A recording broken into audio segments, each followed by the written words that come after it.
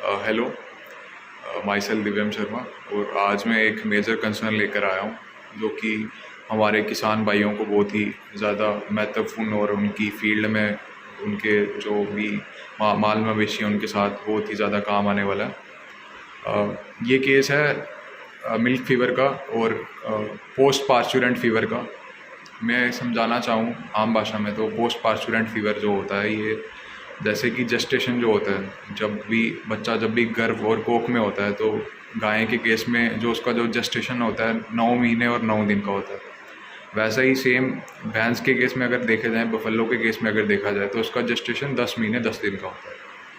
तो ये 10 महीने 10 दिन पूरे करके जब भी वो बच्चा देती है, जब भी वो काविंग करती है, जब उसका पहली बार होता है या फिर बाद में भी जब भी कभी वो काविंग करेगी या फिर डिलीवरी देगी, तो उसमें क्या होता है कि जो कैल्शियम की जो डिमांड होती है ना, तो जैसे ही उसने बच्चा दे दिया, गाय या फिर भैंस ने अगर बच्चा दे दिया, तो उसके बाद जो कैल्शियम की डिमांड हो जाती है वो इंक्रीज़ हो जाती है। क्यों? क्योंकि उसको दूध देना होता है, उसको अपनी लैक्टेशन यील्ड जनरेट करनी होती है, उसको कोलोस्ट्रम बनाना होता है जो कि बच्चा पिएगा या फिर किसान उसको निकालेगा, चाहे बच्चे को पिलाए या फिर ना पिलाए, उससे कोई फ़र्क नहीं है। बट जब भी ये दूध की क्षमता पूरा करने के लिए जो ये कैल्शियम है, जब ये सारा कैल्शियम अगर दूध में ही जा रहा है, अगर उसको माँ को अगर मिल ही नहीं रहा कैल्शियम, तो वो क्या करेगी, उसको पैरालिसिस हो जाएगा। और पैरालिसिस होने के बाद वो जो गाय है और जो भैंस है वो नीचे लेट जाएगी। अब इस लेट जाने से क्या होता है कि अगर वो लेट गई तो उसको उससे मेस्टाइटिस हो जाएगा, उसके थन्नों में जो है वो इन्फ्लेमेशन हो जाएगी और स्वेलिंग हो जाएगी। और ये एक मेजर कंसर्न है और एक मेटाबॉलिक डिसऑर्डर है जो कि हमारे किसान भाई इसको मिसडाइग्नोज करके कुछ और समझ लेते हैं।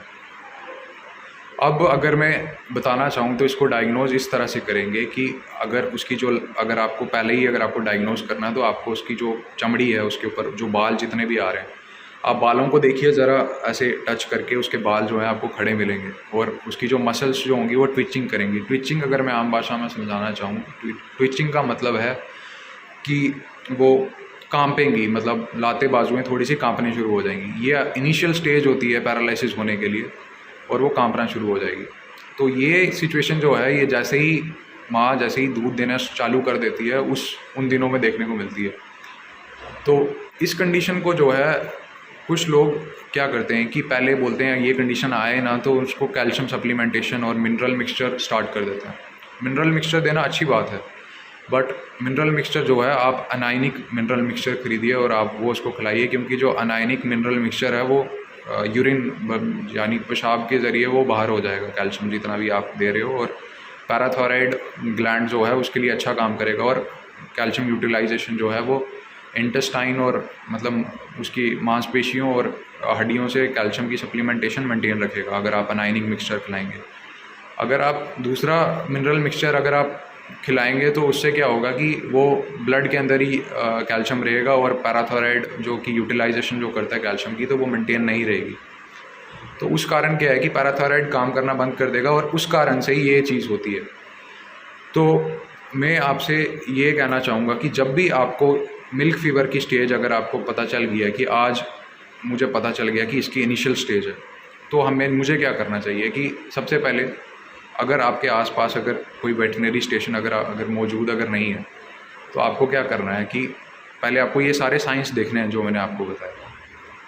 और सबसे पहला आपको तवज्जो ये देनी है कि आपको उसको वेटनरी हॉस्पिटल जो भी आसपास का है वहाँ पे लेके जाना। अगर नहीं हो सकता, फॉर सपोज अगर नहीं हो सकता, तो आपको कैल्शियम बोरोग्लूकोकोनेट की बोतल लेनी है और गाय भैंस की डोसेज के हिसाब से 500 से 750 ml आपको इंजेक्ट करना है। वो बोतल बनी हुई आती है, उसके अंदर 23% का कैल्शियम बोरोग्लूकोकोनेट होता है और उसके अंदर जो डेक्सट्रोस लेवल जो कि ग्लूकोज और एनर्जी कंटेंट जो होता है वो पहले से भरा पड़ा होता है। आपको उसकी जुगुलर वेन में लगा देना है। पहली बोतल 500 ml की आपको उसकी जुगुलर वेन में लगानी है। और जो दूसरी जो बोतल है उसकी आधी मतलब 250 ml आपको सब कट देनी है और आपको उसको ऊपर की तरफ मलना है। अगर आपने नीचे की तरफ सब कट दे के मला तो थोड़ा सा सूजन आ जाएगी, पानी भर जाएगा एरिया में, क्योंकि आपने सब कट दिए। तो उस चीज़ को आपको ऊपर की तरफ लेके जाना है। अगर आपने नीचे की तरफ अगर आपने लेकर अगर आप आए तो जुगुलर वेन जो है स्वेल हो जाएगी। तो ये प्रिकॉशन आपने रखना है। और जैसे ही आप कैल्शियम बोरोग्लूकोकोनेट दोगे तो उसके 1 या फिर एक या फिर 1 से लेके 2 दिन तक वो आपका एनिमल ठीक हो जाएगा और कैल्शियम की मात्रा खून में सही हो जाएगी। तो ये चीज़ें हैं, आप इनको मिसडायग्नोज मत कीजिए और एक अच्छे वेटनरी हॉस्पिटल और अच्छे वेटनरी स्पेशलिस्ट और रजिस्टर्ड मेडिकल प्रैक्टिशनर, जो भी वेटनरी प्रैक्टिशनर होता है, आप उससे मिलिए और इस चीज़ को सुलझाइए। धन्यवाद।